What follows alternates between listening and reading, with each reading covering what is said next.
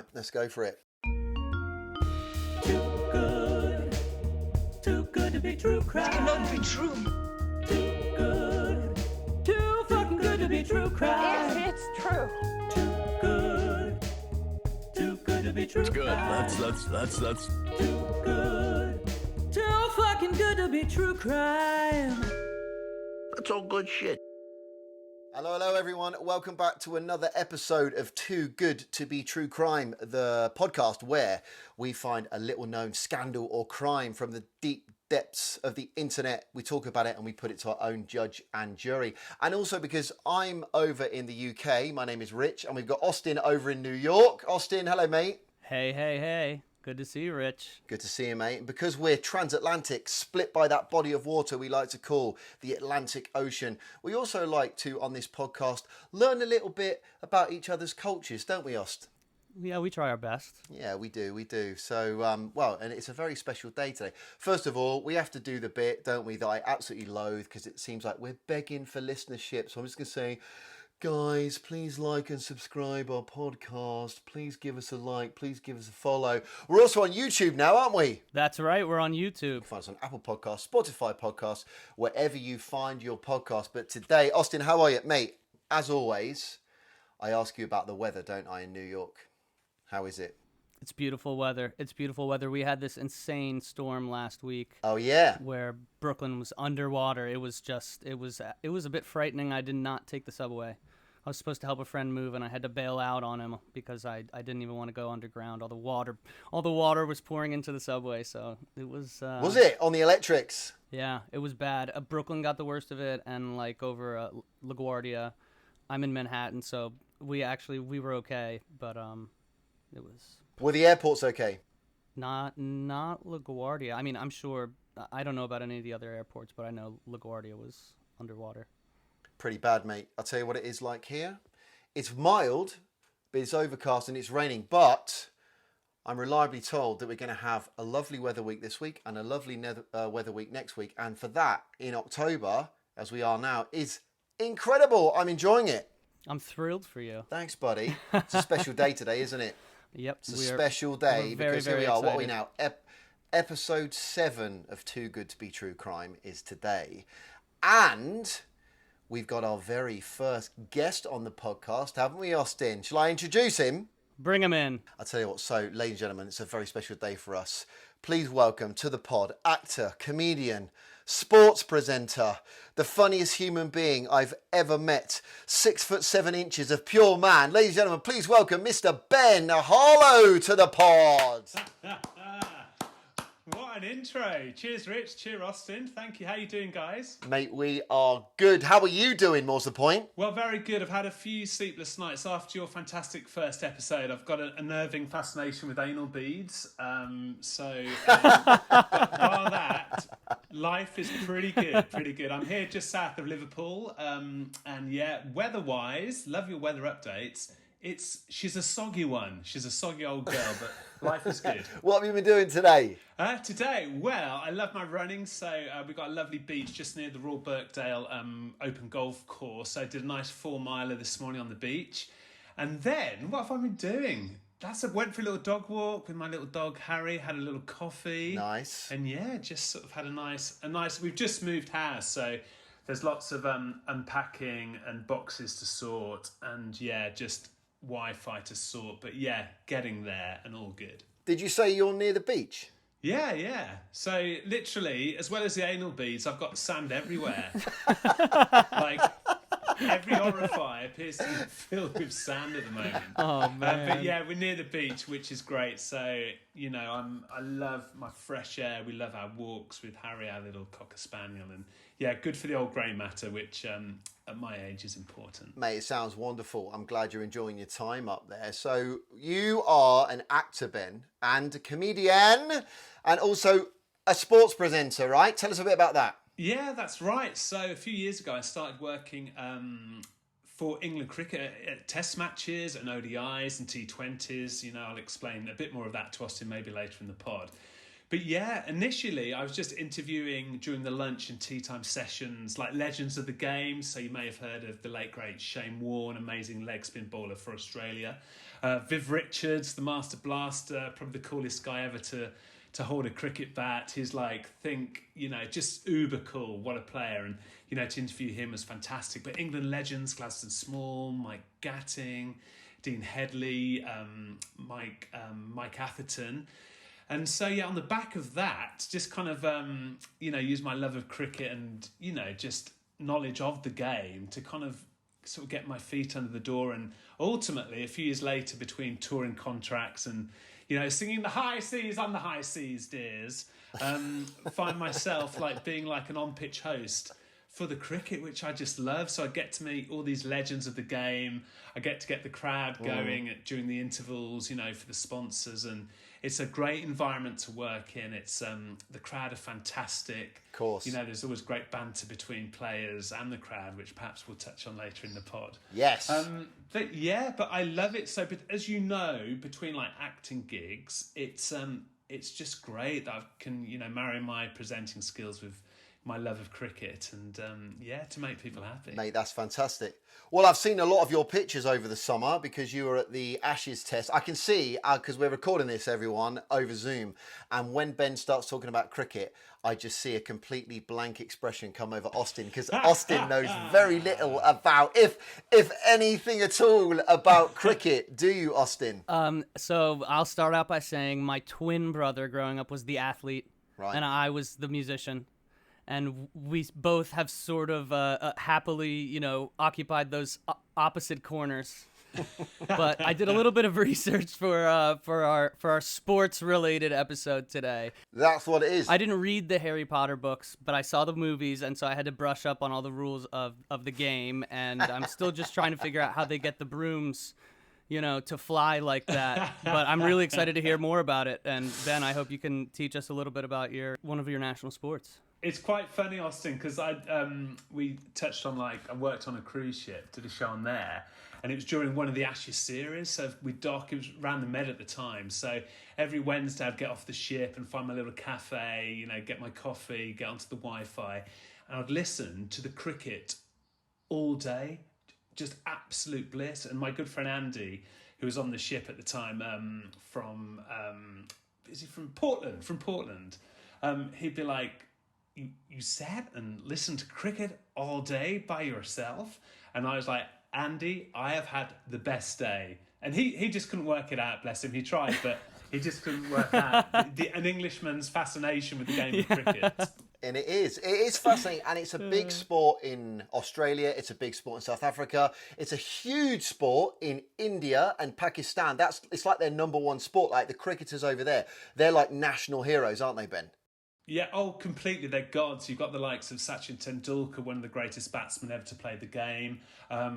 You've got Virat Kohli. They're just legends, and the money involved in India is amazing. I was lucky enough to work at an Indian, it was an ODI and one day international, Austin, at Edgbaston in Birmingham, and I can't remember, it was India versus England, and literally there were so many Indian fans there. It was like an Indian home game. They are so passionate about cricket, almost on a par, with my love of Lloyd Webber musicals,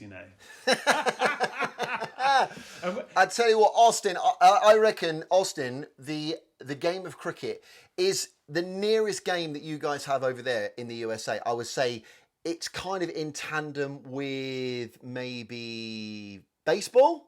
Yeah, I did, in my research for the episode, I found a guy on YouTube, an American guy, who was explaining the game of cricket using, like, American baseball terms. And he was like, I'm really sorry to anyone that, any British folks or any folks that play cricket. I'm using the wrong terms. It's just for the baseball people so they can understand a little more closely. So, well, interestingly, increasingly, a lot the young batsmen coming through into the game, young batters coming into the game, they're adopting, baseball type techniques of stroke play because, it's innovative, it's not been seen before, it excites fans, and ultimately they're hitting the ball a lot further. So big up to baseball. That's what I say. Well, that being said, I think we should get into this episode of Too Good to Be True Crime.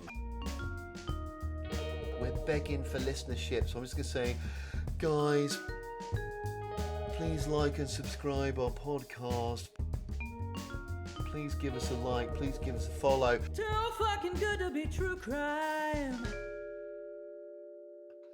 Right, so first of all, a few little tips about cricket. So Ben, being our resident expert on cricket today, tell us what cricket is. What is cricket? There's three different formats of cricket, isn't there? There's the one-day internationals, there's the 2020, but today we're going to focus on Test cricket. So Ben, tell us what Test cricket is for our American listeners. Test match cricket is the oldest format of the game.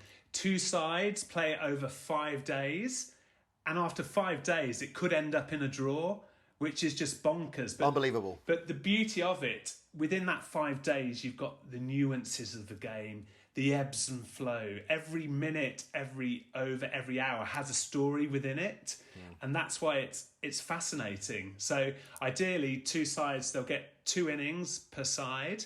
And at the end of that, there'll be either, a winner, or it could end in a draw, which is crazy. But it's the purest form of the game. It's wonderful to watch. It's beautiful to watch, and that's why it's loved. It sounds like a marathon. Yeah, completely. It is. But within that marathon, you have, in kind of running terms, little water breaks, little changes of pace within the game, and it's fascinating. It is, and Ben, am I right in saying that after 5 days, and it starts at like 10:30 in the morning and runs all the way through to 6 p.m. at night, 6:30, 5 days running, and at the end of those 5 days, it could be the weather that determines that the game has got a winner, a loser, or a draw. Am I right? Yeah, 100%, 100%. Like a rain shower could wipe out the results. They could play essentially for 4.5 days. And then, you could be fielding, there in your nice whites thinking, oh, it's looking a bit cloudy. Then suddenly Mother Nature decides to, basically have a massive old slash. And that ruins the game. So, for a fan of the game, you can be following it at work, on the radio, on TV, on satellite TV, wherever you're following the game, you can be drawn into this drama, this King Lear-esque sporting event. And then a rain shower could scupper it, in the last few hours of play. Which is madness, because this year's Test series, which is between Australia and England, the Ashes, when they played in Manchester, Austin, England was so far ahead, were stick on to win the game, and literally the rain washed it out, and it ended up being draw, and Australia retained the Ashes, which is the oldest. The Ashes, I think, I'm right in saying that is the oldest contested sports fixture in the entire world. Is that right, Ben? Yeah, I think you're right, Rich. I think you're right. It's either that or Tiddlywinks. But just touching, I was there in Manchester, and only now my clothes have dried out. Yeah, it was. I sat in a tent for about a day and a half staying dry.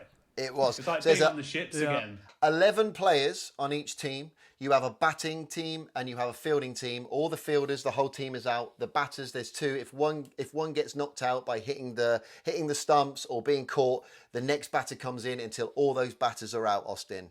This is similar to baseball in that respect, I would think. Am I correct that if you get out as a batter, you're out for the game?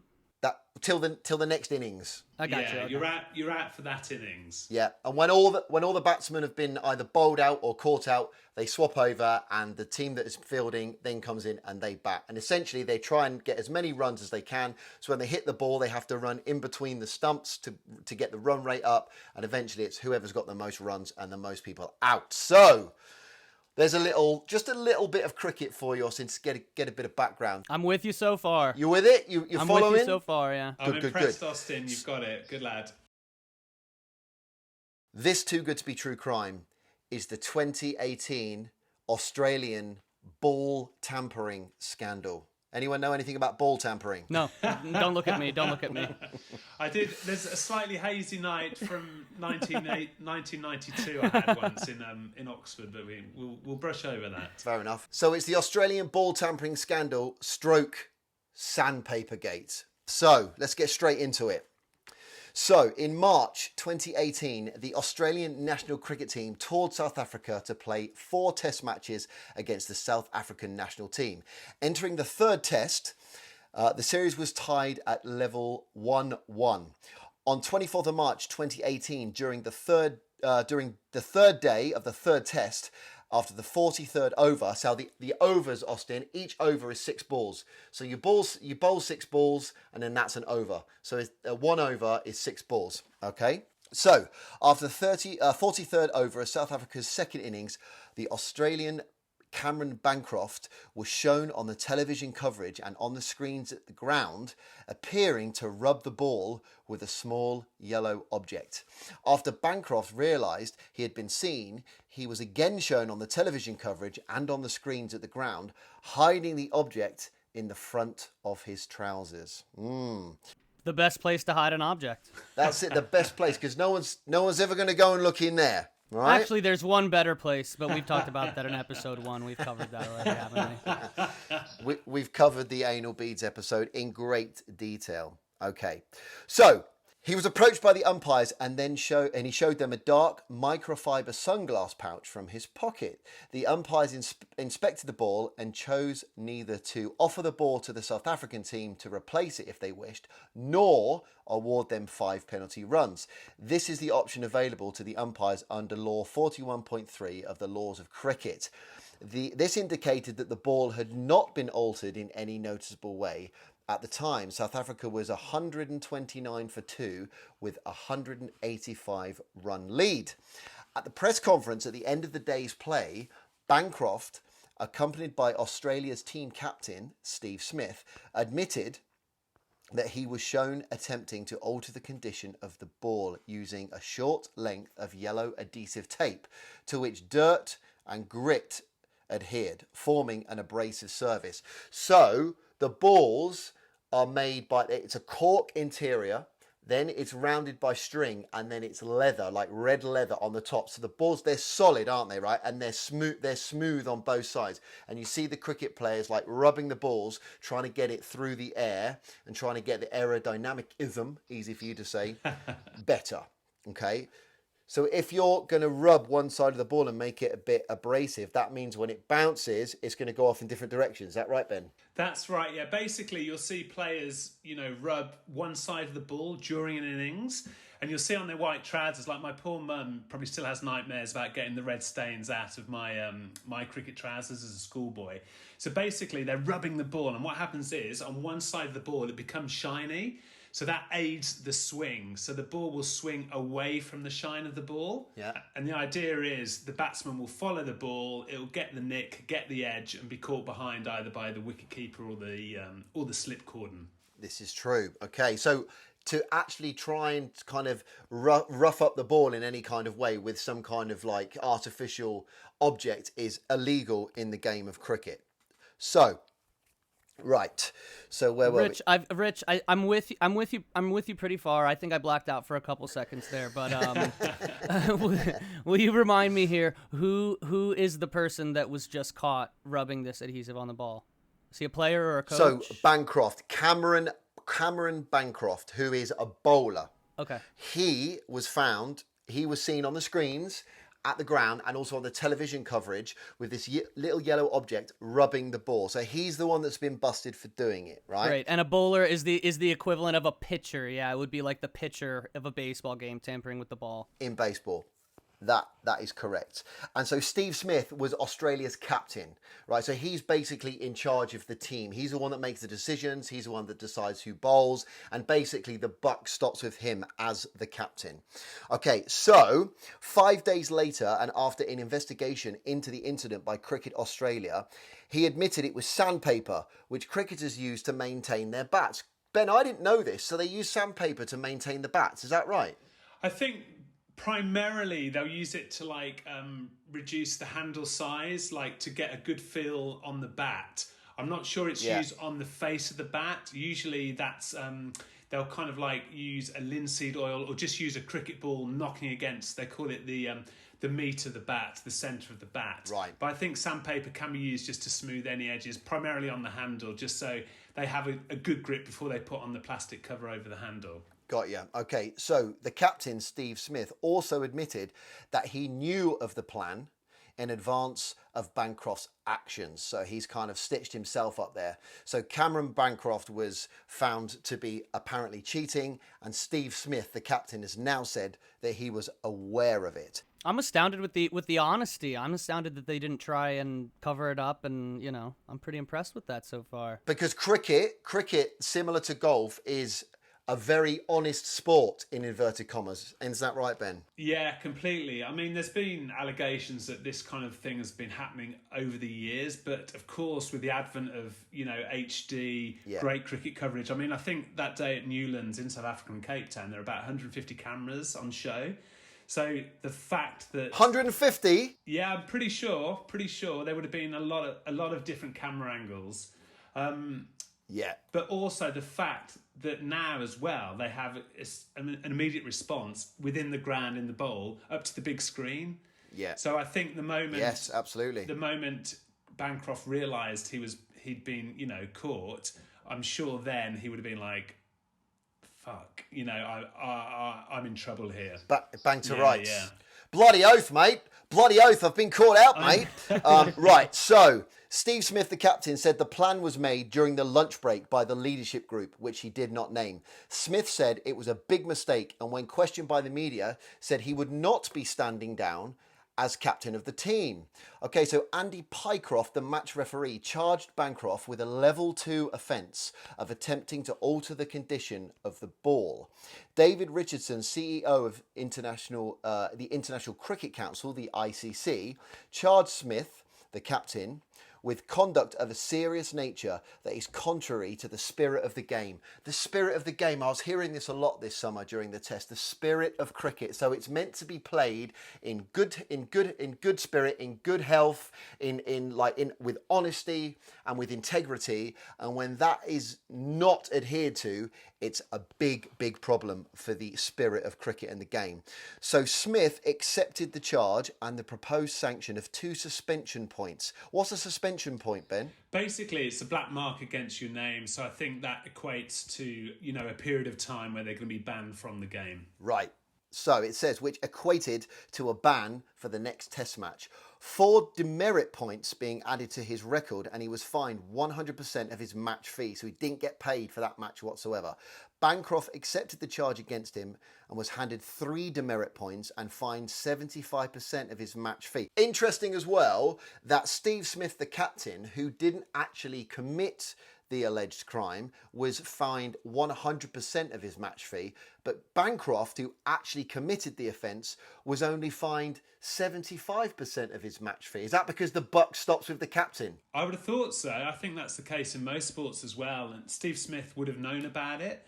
And as captain and as the poster boy, the face of Cricket Australia at the time, the buck stops with him ultimately. And also the fact that, they'd time that Bancroft, a younger player just starting out in his test career, his match fee wouldn't be as, big as Steve Smith's. Because there's money. Because Austin, like baseball, what do the players earn in baseball? It's enormous money, isn't it? It's true, but you are asking the wrong guy what baseball players earn. A lot of money, but there's quite a lot of money in cricket now as well, isn't there, Ben? There is now a sponsorship, and especially globally, these players now, they'll have will travel almost. So a lot of them will have central contracts with either Cricket Australia or England Cricket. But also, increasingly, they're free to tour the world and play in separate tournaments. So, for instance, on the back of what happened to Steve Smith and David Warner, they lost their contracts for that year in the IPL, which is the Indian Premier League. As Richard hinted on earlier in the pod, Indians adore their cricket. It's a massive league, millions in sponsorships. They would have lost big, big money deals as regards cricketers. A lot. As a follow-up, the average MLB salary last year was $4 million. $4 million. MLB, that is Major League Baseball. $4 million a year. That's the average, is it? That's a lot of money. I don't think they're earning that kind of money, are they, Ben? No, definitely not. I mean, the top players, say, for instance, Steve Smith's contract would be $1.5 million in the IPL, and then he's got spots. Yeah. So with sponsorship deals, maybe pushing 3-4 mil. Okay. I mean, it's certainly getting better. Back in the day, when I first started following cricket, players used to not work during the off season. They used to sell. I remember 2 of my players from my local side sold Christmas trees. Really? So we're professional cricketers during the summer. Yeah. People are paying to watch them in the summer, and then they're paying them for a Christmas tree in the winter. Definitely. It's incredible. Okay, so following Smith's admission, the Australian Prime Minister at the time, Malcolm Turnbull, so the Prime Minister's getting involved, and he said it was a shocking disappointment. He phoned Cricket Australia and he spoke to the board chairman, David Pevere, directly to express that his disappointment and concern, saying that there has to be the strongest action taken. The Australian Sports Commission requested that Smith step down immediately, and the incident was widely condemned by former international players and officials.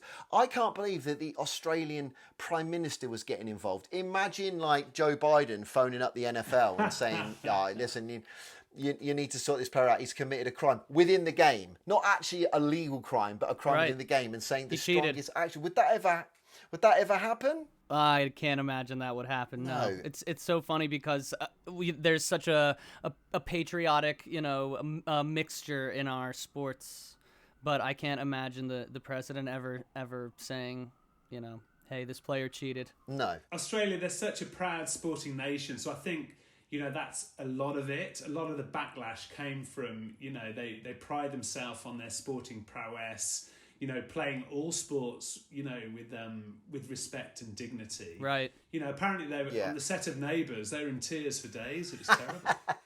Neighbours, Austin, is an Australian soap opera, and it was enormous in the UK in the 90s, and it spawned stars such as Kylie Minogue and Jason Donovan, which you might not know who they are. Do you know them? I know who Kylie Minogue is. Yeah, that's right. She might have had one or two hits in the Hot 100 over there. Okay, so in a press release dated 25th of March 2018, the Cricket Australia CEO, James Sutherland, apologised to fans and confirmed that both Smith and David Warner, who was also involved, had agreed to stand down from their roles as captain and vice captain. So David Warner was the vice captain, and they had to stand down, respectively, for the remainder of the match. In the same release, David Pevere announced that Tim Payne, the team's wicketkeeper, had been endorsed by the board of Cricket Australia to step in as acting captain, and Smith and Warner would take to the field under him. South Africa went on to win the Test match by 322 runs. Australia dismissed meekly for 107 in the fourth inning. So essentially, they got absolutely whitewashed in the remainder of the Test.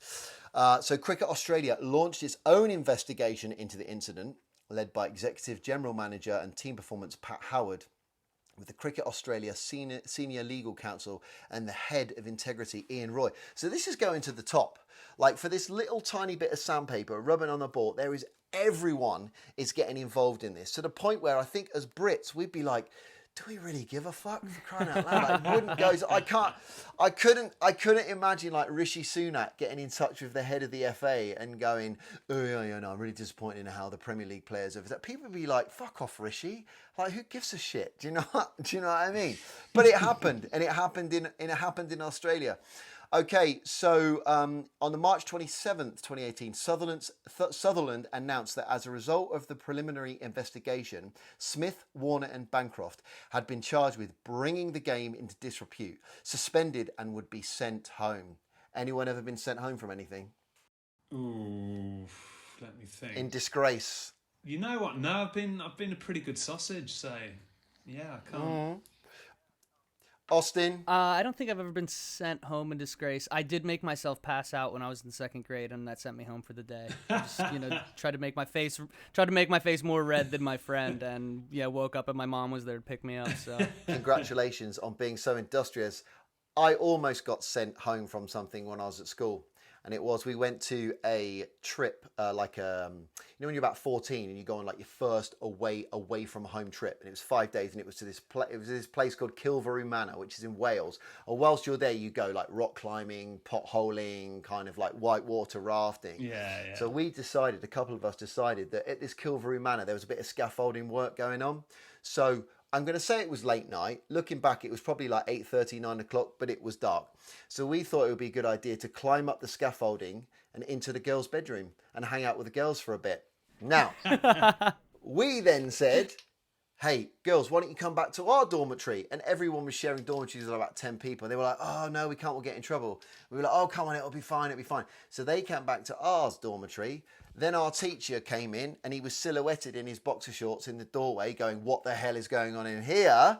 Girls were caught in our dormitory, but the girls ratted us out. They said, oh yeah, it was the boys. They came to our dormitory and they told us to come back here. We got busted. I felt like I was, my drama teacher, who I got on really well with, I feel like I'd really let him down because he was on that trip as one of the facilitators and he didn't speak to me for like a week and I just felt really bad. So Mr. Timms, if you're listening and you're still with us, I am really sorry for that.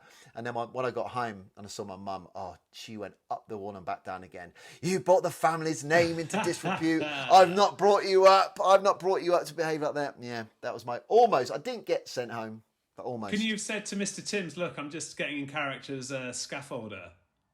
I'm doing some research. Yeah, I should have said that, shouldn't I? Were you the ringleader? Well, looking back, probably. I probably was, to be honest. It wouldn't But surprise listen, me. It was all in good fun. Okay, so they've been charged with bringing the game into disrepute, suspended. They'd be sent home. He said that further sanctions against the players would be announced within 24 hours, and Cricket Australia was satisfied that no one else was involved.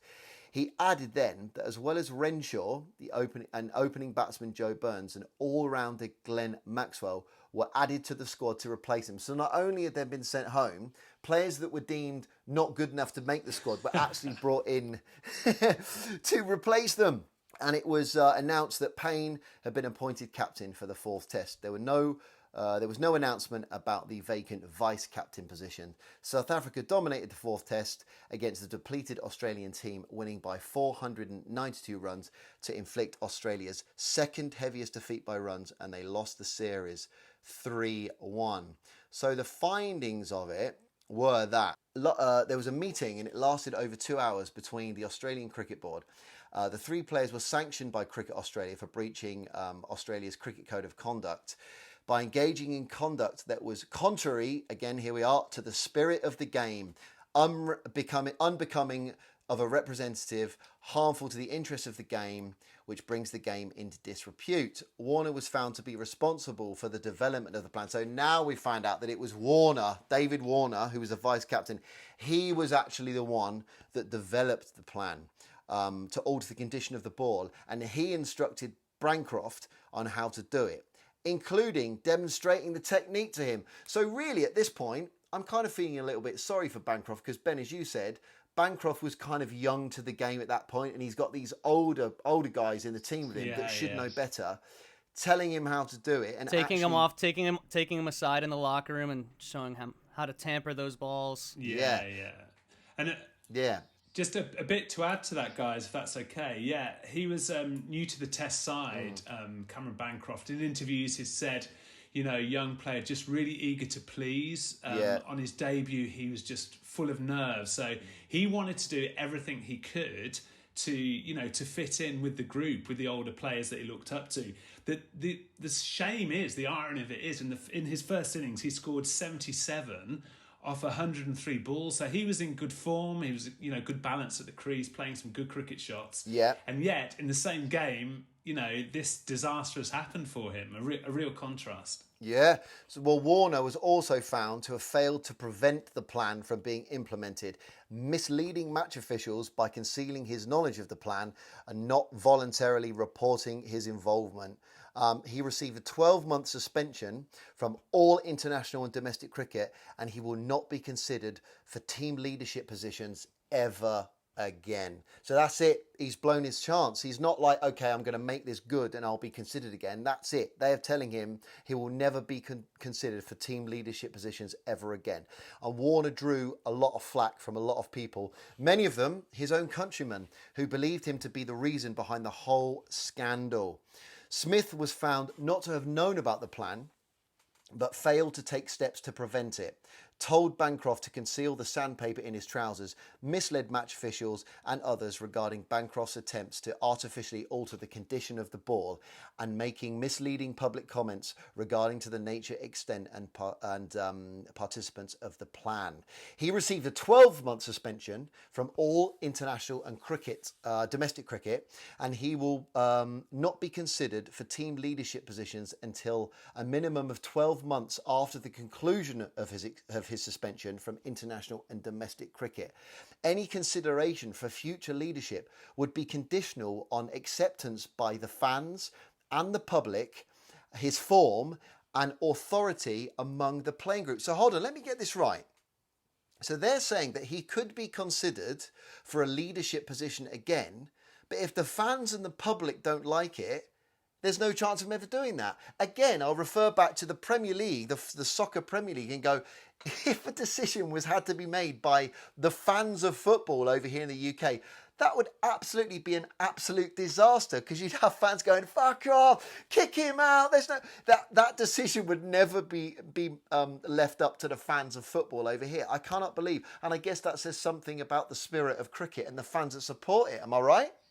Yeah, definitely. It's like, players, because especially, Bancroft showed really good early promise in his Test career, and actually fought back into the Test side after his ban, which credit to him, what good mindset. Yeah. But David Warner, and particularly Stephen Smith, he's got over like 9,000 Test runs, one of the ultimate, Test batsmen in the history of Test cricket. So there's that fine balance, isn't there? Do we vilify a sports person for a mistake that they've admitted, and then if they are banned, or we want to see the best players in any sporting arena. So it's a really fine balance, I think. It is a fine balance. Bancroft was found to be a party to the plan to tamper the ball, and he carried out Warner's instructions, tried to conceal the evidence and made statements to mislead match officials. He received a 9-month suspension from all international and domestic cricket, and he will not be considered for team leadership positions until a maximum of 12 months after the conclusion of his ban, and any consideration for future leadership again would be on conditional form and by his acceptance from the fans and the public and among the player group. Again, he had the same conditions. Let's put it to the cricket going public and see what they think. I guess all credit to the cricket board for saying, let's see what the fans think. Again, it would never happen in the English Premier League in football. Maybe cricket fans have got like a huge fascination with woodwork. They were expecting, not just sandpaper to come out of the trousers, like a small saw, a small workbench, Yeah, that's right. A lathe, any of those kind of like woodworking instruments. Okay, so the responses from the players. So Warner was the first to respond publicly, right? So in a tweet on the 29th of March, he apologised for his part in the incident and he took responsibility for it. He said he would spend time with his family, friends and trusted advisors and make another statement in the coming days. He later arrived at Sydney Airport with his wife and 2 young daughters, and when confronted by the media, repeated he would make a statement in the coming days. Bancroft arrived in Perth on the 29th of March 2018, and he gave a press conference at the WACA, at the WACA, which is the Western Australia Cricket Association ground, I think. An emotional Bancroft expressed disappointment, regret and remorse, admitting he had failed as a role model and in the eyes of the broader community. And when confronted on the field by the umpires and the media about his actions, he panicked. He asked for forgiveness and said that he would be contributing back to the community. Steve Smith arrived later that day in Sydney, and at a press conference at Sydney Airport, a tearful Smith. Now this is I've seen this. So Steve Smith gives his press conference, and he breaks down in tears. He's absolutely devastated. He's crying. He can't get his words out. There's tears running all down his face. He said, as the captain of the Australian cricket team, he took full responsibility that he'd made a serious error in judgment. It was a failure of leadership, my leadership. As well as apologising to his teammates and to fans of cricket all over the world, and to the Australians who were disappointed and angry, he specifically referred to the effect that the incident had on his parents, causing him to break down. He implored others faced with questionable decisions to consider their parents. He added, I will regret this for the rest of my life. I'm absolutely gutted. I hope in time I can earn back respect and forgiveness. So he's brought his parents into it.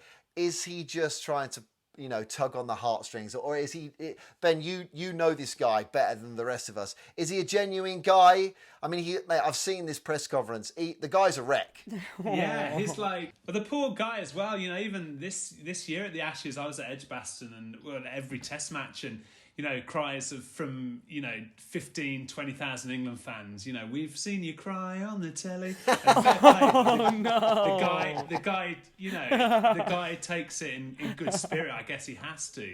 Yeah. But yeah, I think it was that realization. And sport, as I said in Australia, it's a big deal. Like, you can imagine the pride of his family in saying their son is captain of the Australian cricket team, gets the baggy green, which Austin, it's the famous Australian cricket cap is called the baggy green. Okay. And it must have been like a huge realisation that, my God, he'd completely, fucked up, basically. And the embarrassment to his family, ultimately. Yeah. Damn. That's right. On the 31st of March, an emotional David Warner gave a press conference in Sydney. In it, he described his actions as inexcusable and deeply regrettable. He apologised for the breach of trust and his actions, accepting full responsibility for the part he played in the incident. And he said the next 12 months would be a tough and emotional time for him. His priority would be the well-being of his family. While he hoped to play for Australia again, he was resigned to the fact that this may not happen. He said he would spend the coming weeks looking at himself as a man and would seek advice from an expert to make serious changes. Is that not a little bit dramatic? So I'm going to get on the phone to my therapist and say, listen, I was involved in a bit of sandpaper rubbing a bit of leather. I need to seek some legal and some professional advice here to kind of come out the other side of it. It seems a bit over dramatic to me, to be honest. He also emphasized the emotional toll it took on his dog, and he encouraged everyone else to think about their pets before they commit some kind of cricket scandal, ball tampering incident. He supported a Cricket Australia investigation into the culture of the Australian cricket side. When asked, he said he would sit down with his family, friends and advisors before deciding on his playing future. I mean, that's such a shame, really, because if he's young at this point and he's having to make a decision on his playing future, I mean, that's got to be tough. It seems like he's genuinely upset and regrets what he did. Some noted that he deflected multiple questions about whether he was the ringleader or the plan or for others to be involved in it. It goes on to say that the charges were disputed. I mean, a lot of people are saying, are the charges too harsh? I mean, they had almost, for the most part, they had a year's ban, found their match fees, never going to be fined for their match fees, never going to be considered for leadership positions again. It's gone to the top. The Prime Minister's got involved, the Cricket Australia have got involved. Everyone's weighing in from all around the world, the cricket community.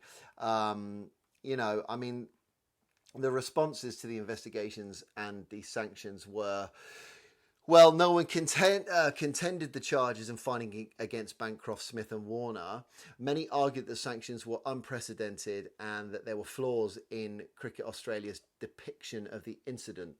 Some did not separate the event in an attempt to ball tampering from the wider charge brought against the trio of bringing the game into disrepute. I understand that. The actual ball tampering, whatever. But, bringing the game and the spirit of cricket, because it's been considered as being a very honest sport for, it's probably 150 years old now, that sport, isn't it? It's a long time. I can understand that. The commercial fallout was massive.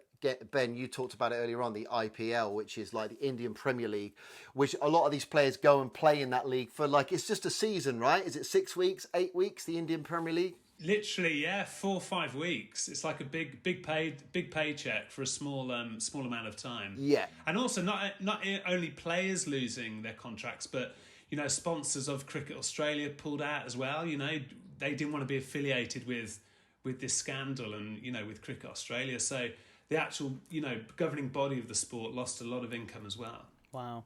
Of course it did, because they want to see the game's best players playing in their league. That would be like Tom Brady when he was playing, getting into trouble in the NFL and then not being able to play in like the All-Stars game or something like that. But yeah, they lost like on the Smith and Warner were banned from the 2018 edition of the IPL.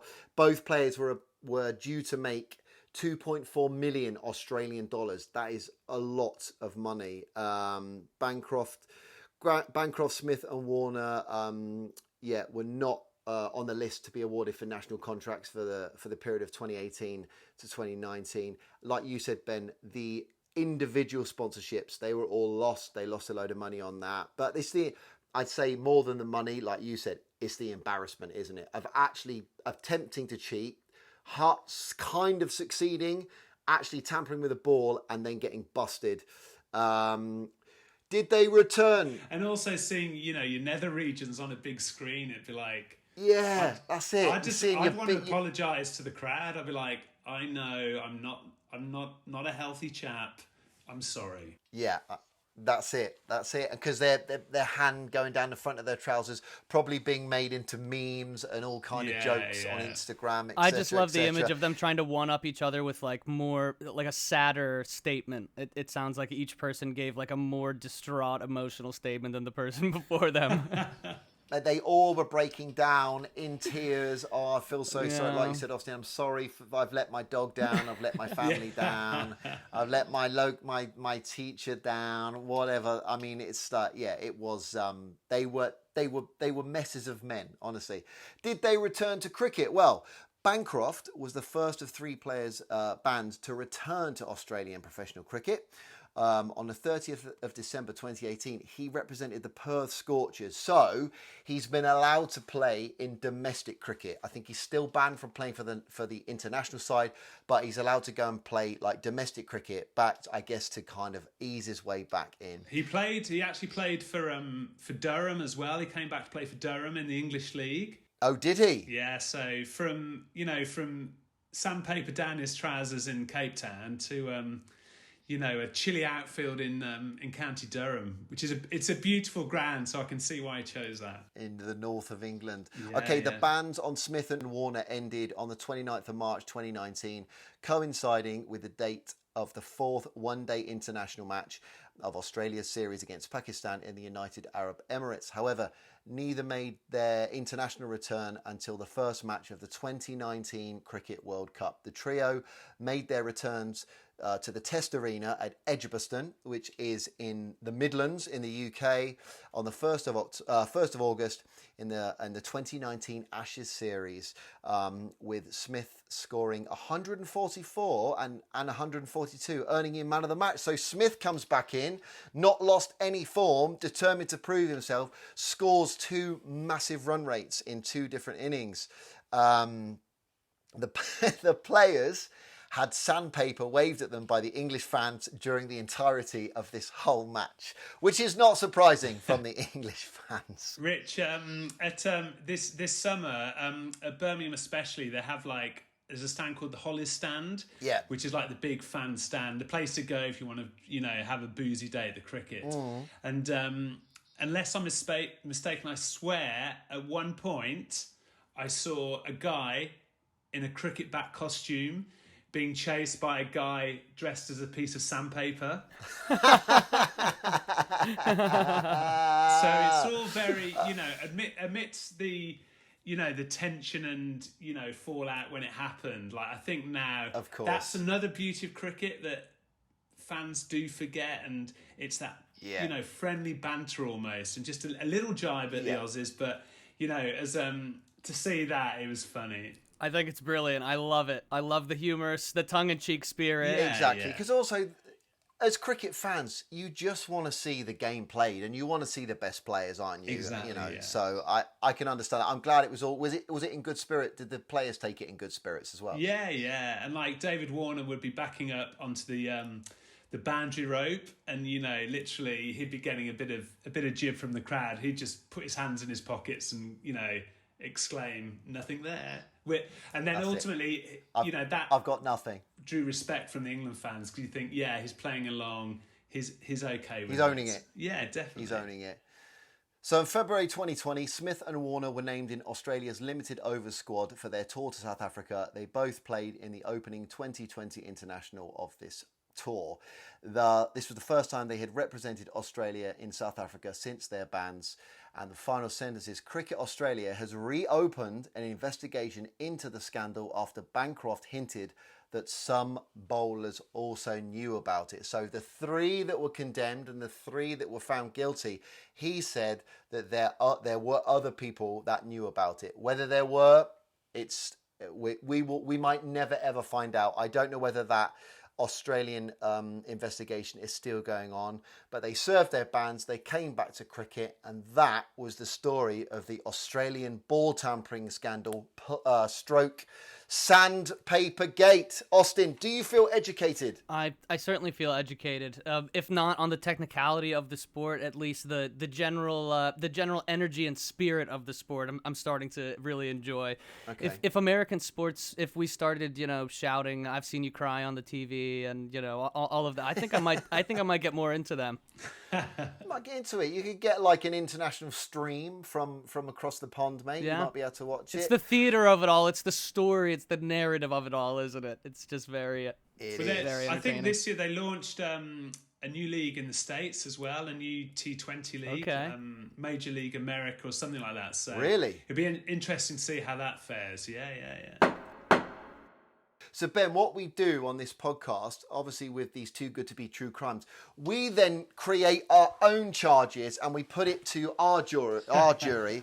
And what our jury is essentially us. So I've got some charges here, and I want you and Austin to decide whether you think the charge of guilty or not guilty is fair in these charges. So, right, order. Okay, charge 1. Did the governing body of cricket hand out too harsh a penalty for the men involved, just to make example of them when lesser sanctions would have been fairer?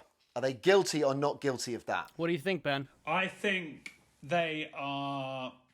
I think they had to be seen to be doing the right thing for this, the future of the sport, especially with the younger generation. So I would say they were not guilty of placing too long a ban on these players. I think that was the right call. I agree. I feel the same way. So they're not guilty of that. Yeah. So that's a not guilty charge. Okay, order. Charge 2.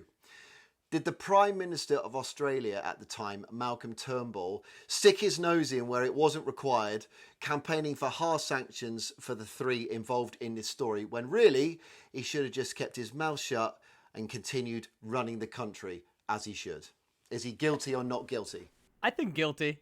I think guilty. I think, he probably just was annoyed that he couldn't get some nice smooth furniture from these guys. He invited them round to just kind of dust Yeah. down one of his chair legs and go, yeah, that feels good. So he's guilty of sticking his nose in where it wasn't required. I think I agree with that one. Okay, charge 3. Order. Order. I like that, Rich. Order. Is the Is cricket that your world... head voice? Sorry. No, I'm using my full chest voice on that. Do you want to hear it again? Order. Oh, Okay. Clear as a bell. Clear as a bell, dear. Is the cricket world so pompous and in danger of disappearing up its own ass, and should understand that in high-level competitive sport, any small advantage that can be gained is bound to be explored, and they shouldn't be that outraged? Are they guilty or not guilty of that? Not guilty. Not guilty. Not guilty. Because? Well, I think, cricket, it's an historical sport. I think there's still a place for the old values within it, along with new innovations. Yeah. Okay, I think it's trying and it's getting there. fair enough. Austin? I say not guilty. I feel I have institutions that I feel are sacred, like the theater. Oh, And Austin, dear. I know that cricket seems to be a pretty sacred sort of institution in Australia and around the world. So I say go for it. The irony is these batsmen, Warner and Smith especially, they have continued to bring newer formats of the game to younger audiences. Like, they are so good at the T20 and the ODIs. So it's great that they're still playing and entertaining fans. Absolutely. Okay, so the final charge, order.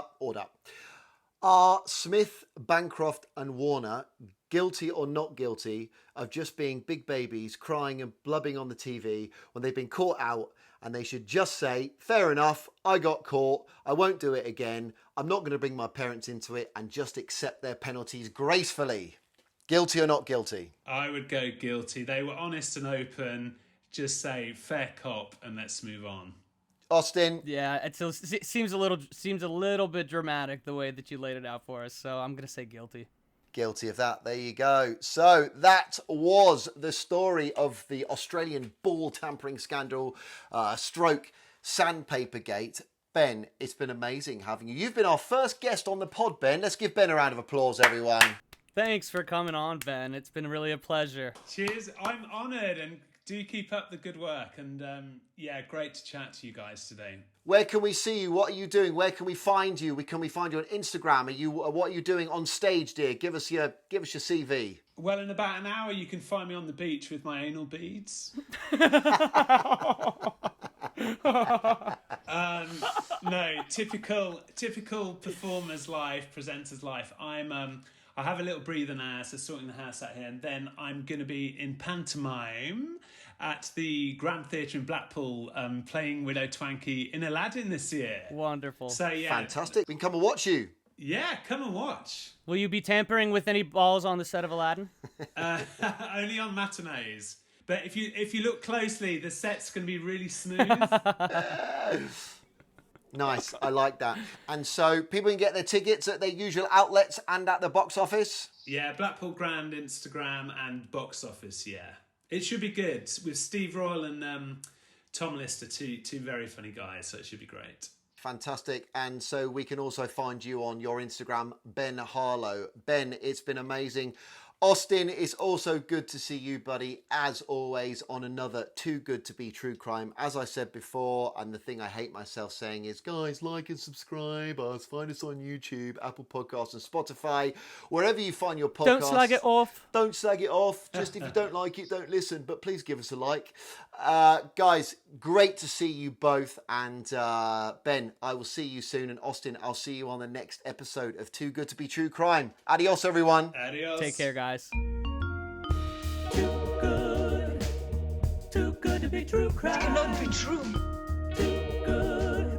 Too fucking good to be true crime. If it's true.